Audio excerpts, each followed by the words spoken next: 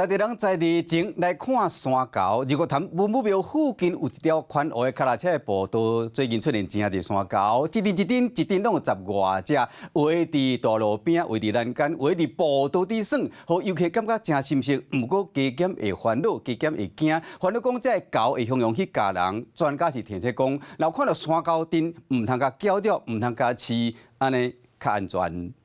冬天到啊，伫咧山顶是真好讨食，所以入木潭文武庙下骹的宽湖自行车道最近出现大阵的高山啊，互游客感觉小可恐怖。很可怕啊！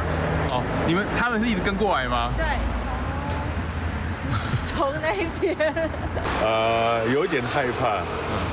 但是还好啦。因为入木潭就会出现高山啊，不过一届这呢这是较罕的看，游客嘛看到因熊撞过来。它是野生的，它有野性，所以就会怕它说一下子扑过来啊。虽然高山啊无出现攻击的行为，不过游客认为应该是无看到食物。还好我们身上没有带东西啊，因为很怕说它会突然看到食物，然后就冲过来啊，会来抢啊。专家提醒，拄到野生的高顶，尽量莫干扰、莫接触、莫饲、莫挖滚，卡免惊扰到因。应该就会减少防攻击的机会。Hello， 我是林明瑞。想要抢先掌握最及时的新闻资讯吗？赶快订阅、按赞、开启小铃铛，锁定我们华视新闻的 YouTube 频道。